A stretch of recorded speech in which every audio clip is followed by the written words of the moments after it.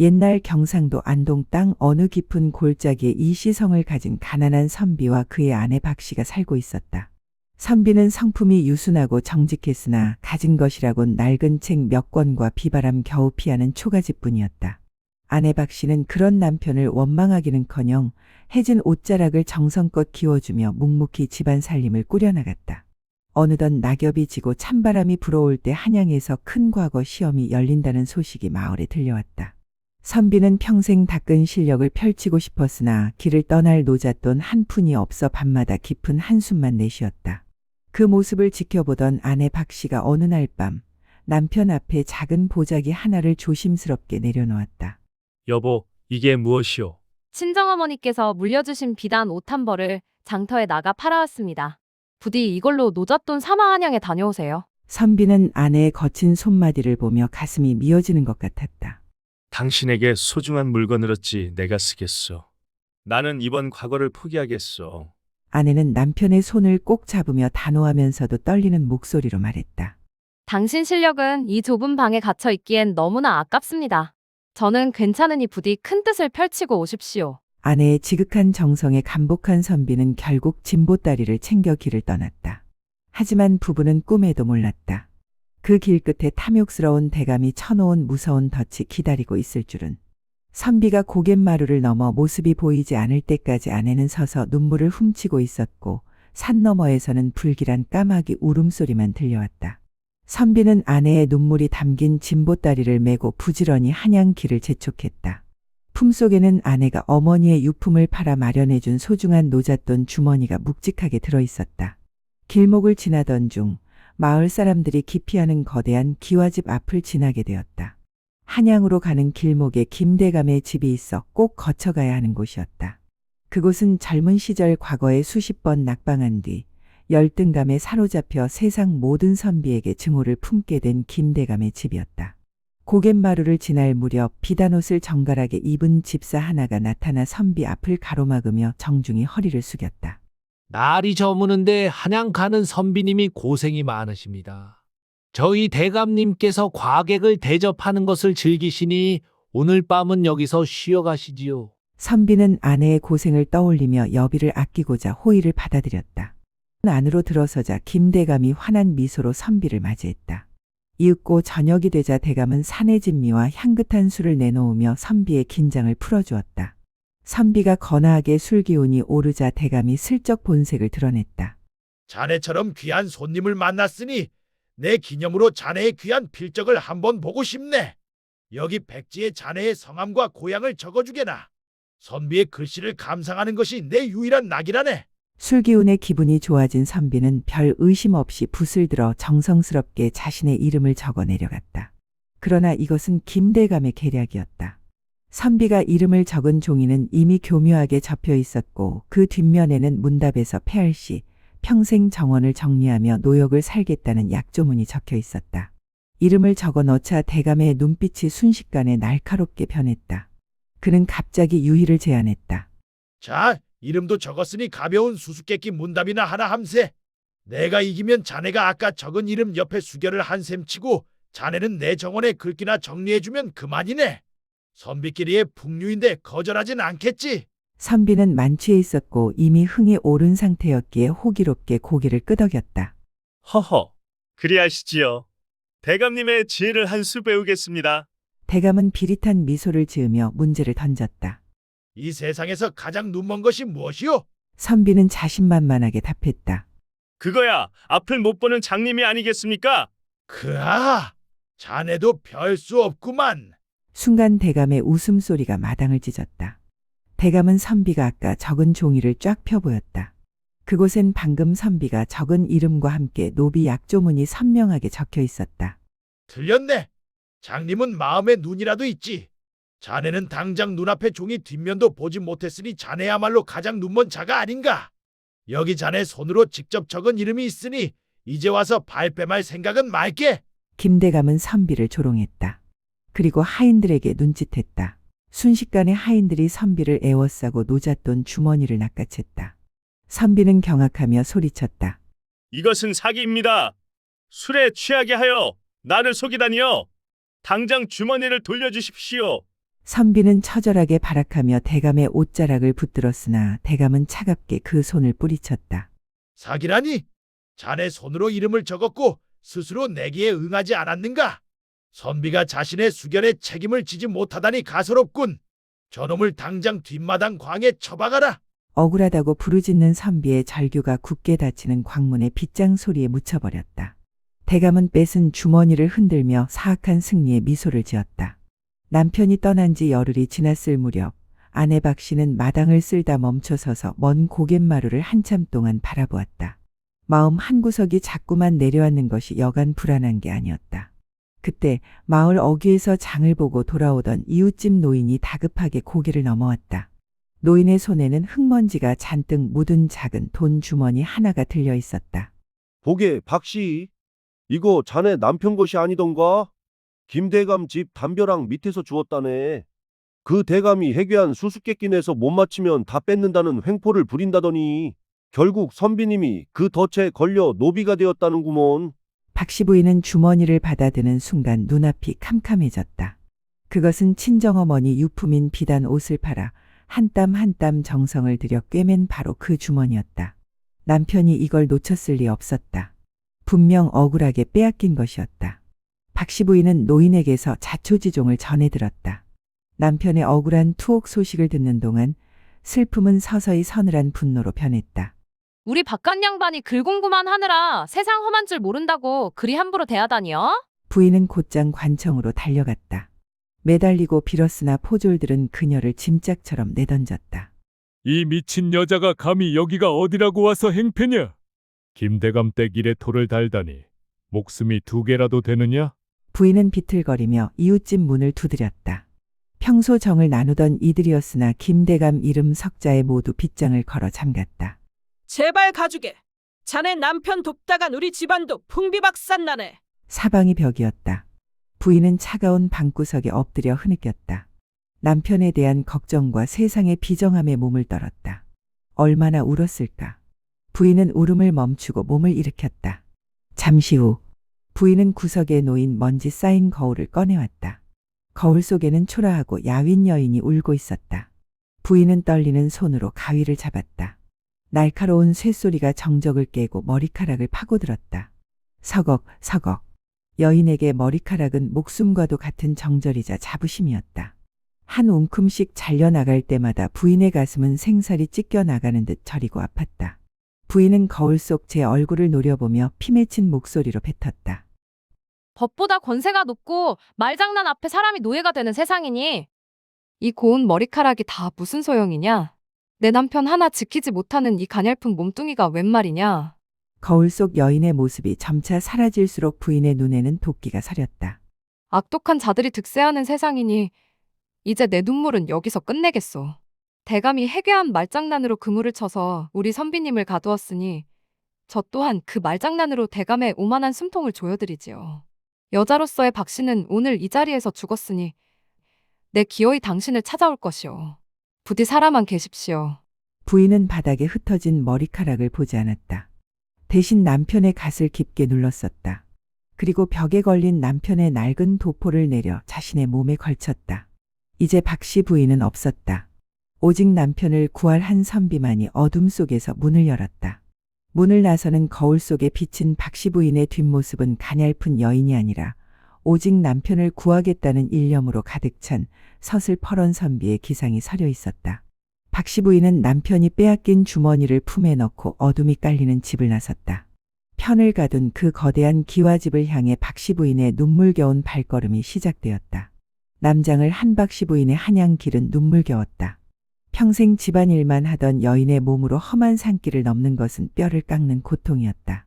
집시는 벌써 닳아 너덜너덜해졌고 발바닥은 물집이 터져 피가 배어나왔다. 하지만 남편이 갇힌 차가운 뒷방광을 떠올리며 입술을 깨물고 걷고 또 걸었다. 해가 머리 꼭대기에 걸린 정오 무렵 잠시 다리를 쉬러 나무 그늘에 앉았다. 그때 숲저편에서 아이들이 나뭇가지를 휘두르며 깔깔대고 뛰어오는 소리가 들렸다. 아이들은 흙바닥에 동그라미를 그리며 기이한 노래를 흥얼거리고 있었다. 보이지 않아도 싹을 틔우네. 눈먼 것은 씨앗이라네. 부어도 부어도 넘치지 않네. 가득 차지 않는 것은 귀라네. 박씨 부인은 무심히 듣던 그 노래 가사가 자신의 귓가에 묘하게 와서 박히는 것을 느꼈다. 배가 고파 보이는 아이들에게 아내는 품속에 아껴둔 주먹밥 한 덩이를 건넸다. 얘들아, 그 노래는 어디서 배운 것이냐? 마을 어귀에 계신 수수께끼 할아버지가 알려주셨어요. 아이들은 주먹밥을 받아들고 다시 산 너머로 사라졌다. 박씨 부인은 아이들이 사라진 길을 한참 동안 바라보며 그 묘한 노래 가사를 입속으로 되뇌었다.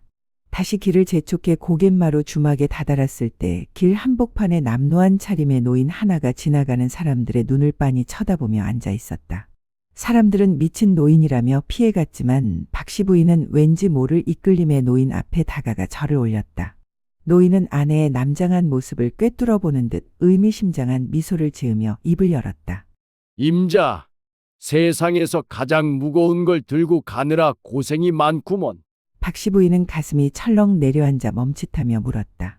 어르신, 제가 무엇을 들고 가는지 보이십니까? 노인은 박씨 부인의 눈을 똑바로 응시하며 낮게 읊조렸다.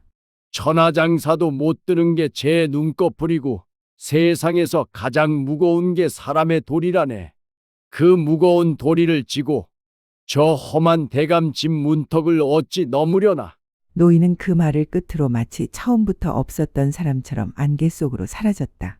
박씨 부인은 그 자리에 서서 노인이 남긴 말을 입속으로 몇 번이고 되뇌었다. 천하장사도 못 드는 눈꺼풀, 사람의 도리. 박씨 부인은 한참 동안 미동도 없이 서 있었다.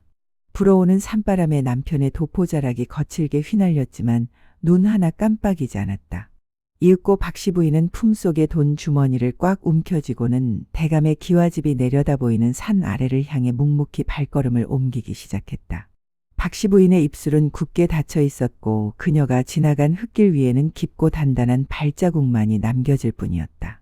노을이 붉게 타오를 무렵 남장을 한 박씨 부인은 마침내 김대감의 거대한 대문 앞에 섰다. 그 집의 위세는 주변의 가난한 초가집들을 비웃듯 압도적이었으나 기죽지 않고 대문 고리를 거칠게 두드렸다. 어떤 놈이냐? 감히 대감마님댁 대문을 이리 무례하게 두드리는 놈이. 하인들이 몽둥이를 들고 쏟아져 나왔지만 서슬퍼런 눈빛으로 그들을 제압하며 소리쳤다. 지나가던 선비가 이 집 주인이 천하의 문장가요. 지혜가 깊어 수수께끼를 즐긴다는 소문을 듣고 찾아왔소. 한 수 배우고자 하니 당장 대감께 고하시오. 소란을 듣고 정자에 앉아있던 김대감이 찻잔을 내려놓으며 관심을 보였다. 또 한 명의 먹잇감이 제 발로 찾아왔다는 생각에 대감의 입가에 비릿한 미소가 번졌다. 허허, 당돌한 놈이로구나. 들여보내라. 마당으로 들어선 박씨 부인은 광 속에 갇혀있을 남편 생각에 가슴이 저려왔지만 짐짓 대범하게 대감을 향해 고개를 숙였다. 대감은 행색을 훑어보더니 비웃음을 섞어 말했다. 보아하니 과거 길에 오른 새님 같은데 자네도 그 잘난 글공부 실력으로 나를 이겨보겠다고 온 것인가? 내 내기는 한 번 지면 모든 것을 뺏기는 법인데 감당하겠느냐? 대감의 눈을 피하지 않고 당당하게 맞받아쳤다. 대감께서 낸 문제는 세상 선비들이 아무도 풀지 못했다 들었습니다. 하여 저는 만약 제가 대감의 문제를 다 마친다면 대감이 지금까지 빼앗은 모든 노잣돈과 가두어둔 사람들을 다 풀어준다는 조건을 걸고 싶습니다. 대감은 제안에 잠시 당황했으나 곧 크게 웃음을 터뜨렸다. 자신의 지혜에 대한 오만이 하늘을 찌르던 그였다. 좋다. 만약 자네가 내 문제를 다 마친다면 그렇게 하지. 하지만 하나라도 틀린다면 자네 또한 저 광 속에 갇혀 평생 내 노비로 살아야 할 것이다. 그래도 하겠느냐? 좋습니다. 시작하시지요. 목소리는 미세하게 떨렸으나 결연했다. 품속에 든 남편의 돈 주머니를 손끝으로 살며시 눌러보며 마음을 다잡았다. 대감이 회심의 미소를 지으며 첫 번째 수수께끼를 던지려 천천히 입을 뗐다. 두 사람의 시선이 공중에서 불꽃 튀듯 맞부딪혔다. 마침내 대감이 멈춰서서 첫 번째 문제를 던졌다. 자, 첫 번째 문제다. 이 세상에서 가장 눈먼 것이 무엇이냐? 잠시 눈을 감았다. 길 위에서 들었던 아이들의 노랫소리가 귓가를 스쳤다. 이윽고 눈을 뜨고 대감의 눈을 정면으로 응시하며 답했다. 그것은 땅속에 묻힌 씨앗입니다. 대감의 눈썹이 움찔했다. 예상치 못한 답이었다는 듯 목소리를 높여 되물었다. 씨앗이라. 어째서 그러하냐? 씨앗은 눈이 없으나 캄캄한 흙 속에서도 봄이 온 줄을 알고 싹을 틔웁니다. 보이지 않아도 생명의 길을 찾아가니 이 세상 그 어떤 것보다도 깊이 눈멀었으나 생명의 싹을 틔우니 눈먼 것들 중에 으뜸이옵니다. 마당을 지키던 하인들 사이에서 낮은 술렁임이 일었다. 대감의 안색이 순식간에 굳어졌다. 자신이 비웃었던 수많은 선비는 하나같이 장님이라 답했으나 눈앞에 박씨 부인은 전혀 다른 곳을 찌르고 들어온 것이다. 대감은 헛기침하며 분위기를 다잡았다. 제법이구나. 우연히 주워들은 모양인데 두 번째는 그리 쉽지 않을 것이다. 그렇다면 아무리 쏟아부어도 넘치는 법이 없고 아무리 채워도 가득 차지 않는 그릇이 무엇이냐? 삼켜도 끝이 없는 것을 말해보아라. 이번에야말로 틀릴 것이라 확신하며 상대를 압박했다. 하지만 망설임 없이 입을 열었다. 그것은 사람의 귀입니다. 귀라고? 사람의 귀는 세상의 모든 지혜와 어리석은 소리를 평생 담아내도 결코 가득 차는 법이 없습니다. 죽는 순간까지 채우려 하나 결코 배부름을 모르는 그릇, 그것이 바로 사람의 귀가 아니겠습니까? 쥐어진 합죽선이 미세하게 떨렸다. 오만함으로 뭉쳐있던 대감의 표정에 처음으로 당혹감과 조급함이 서리기 시작했다. 박씨 부인은 흐트러짐 없는 자세로 다음 문제를 기다리며 대감을 매섭게 몰아세웠다. 대감님, 이제 두 문제를 맞췄으니 마지막 문제를 내시지요. 대감은 당혹감을 감추려는 듯 헛기침을 크게 내뱉으며 가슴팍을 폈다. 하지만 이미 그의 눈동자에는 초조함이 서려 있었다. 두 문제나 정답을 맞힌 이는 지금까지 단 한 명도 없었기 때문이다. 대감은 이번에야말로 상대를 무너뜨리겠다는 듯 박씨 부인에게 바짝 다가와 낮고 날카로운 목소리로 물었다. 우리 좋았구나.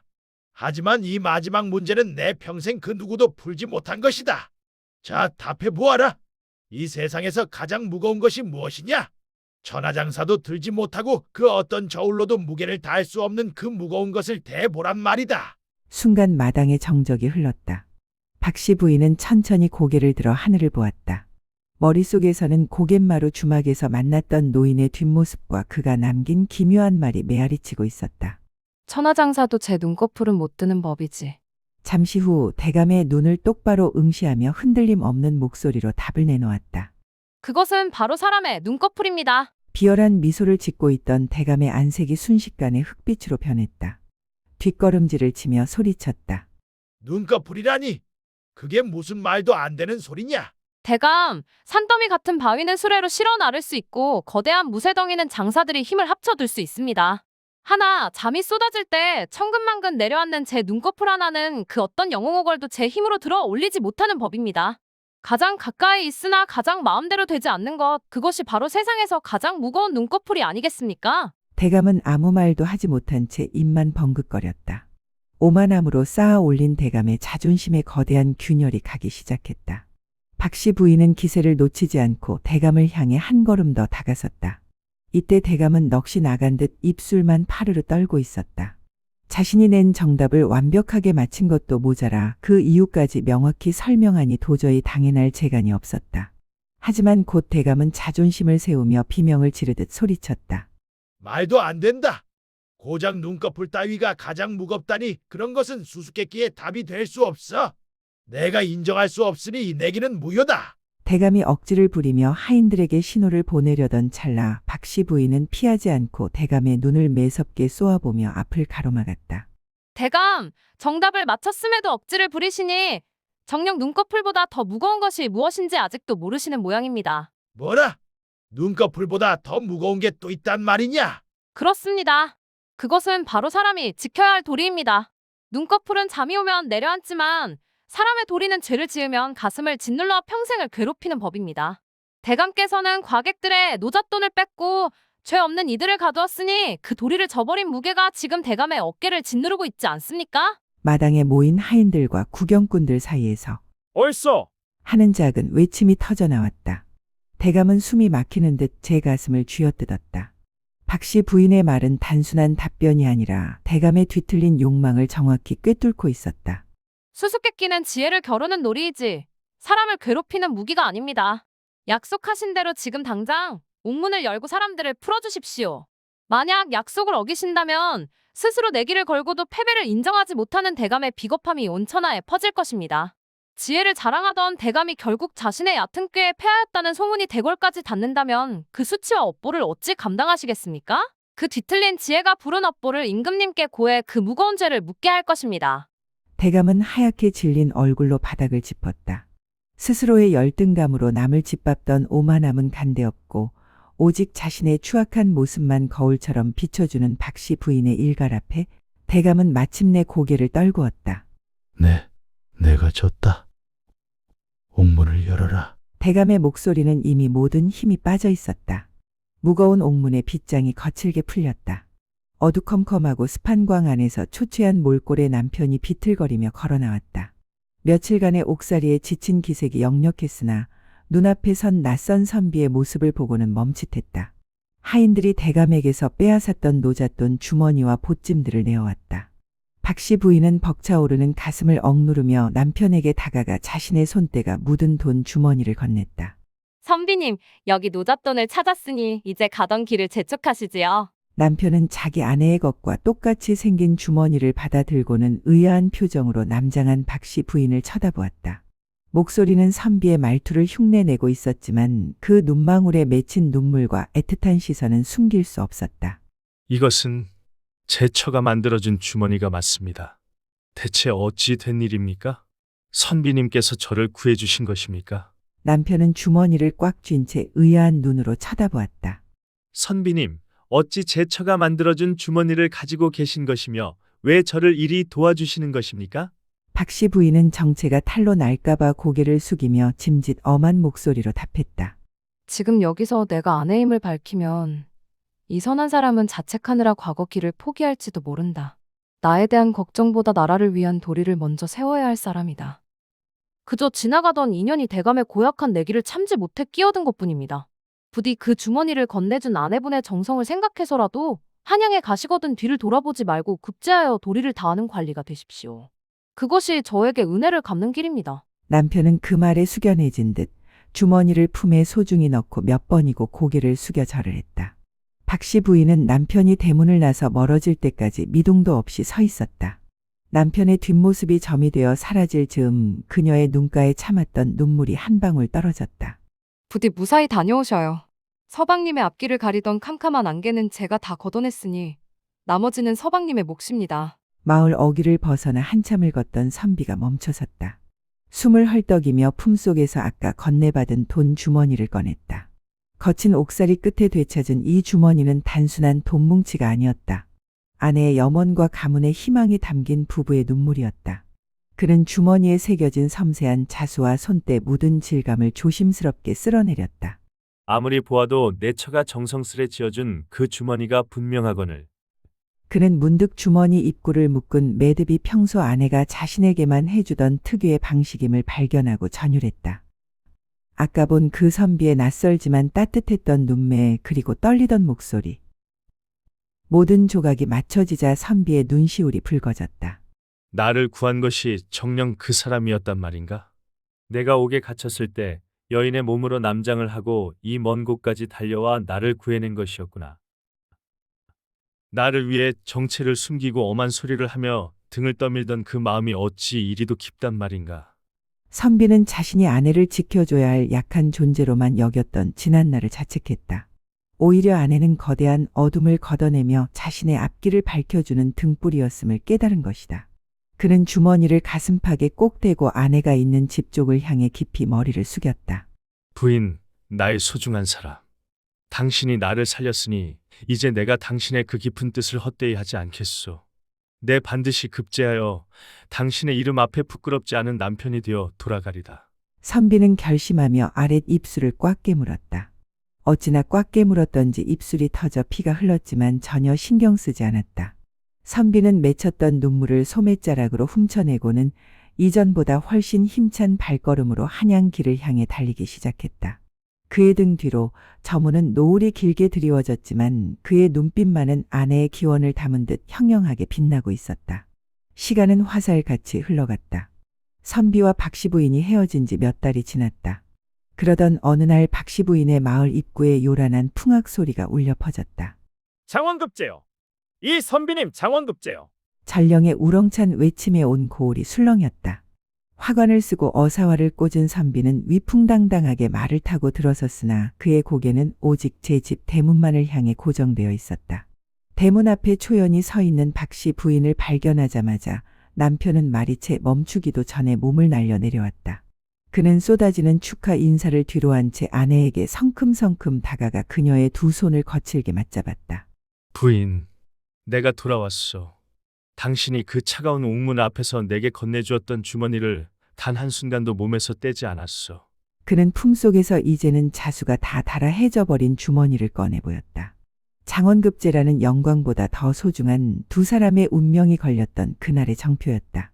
선비의 목소리가 가늘게 떨렸다.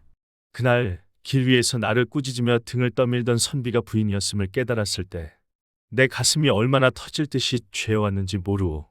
나를 위해 여인의 몸으로 남장까지 불사며 그 험한 곳까지 달려와준 당신의 마음이 나를 버티게 해준 유일한 온기였어. 선비는 박씨 부인의 손을 제 얼굴로 가져가 가만히 댔다. 박씨 부인은 남편의 아랫입술에 남은 희미하고 딱딱한 흉터를 발견했다. 선비가 아내를 떠올리며 피가 나도록 깨물었던 그 다짐의 흔적이었다. 부인, 당신이 내 목숨을 구하고 내 앞길을 가로막던 안개를 걷어냈으니 이제는 내가 당신의 방패가 되어주겠소. 아내는 남편의 입술 흉터를 손끝으로 어루만지며 비로소 참았던 안도의 눈물을 흘렸다. 그 흉터는 남편이 자신과 한 약속을 지키기 위해 얼마나 처절하게 스스로를 채찍질했는지를 증명하고 있었다. 서방님, 무사히 뜻을 이루셨으니 그것으로 족합니다.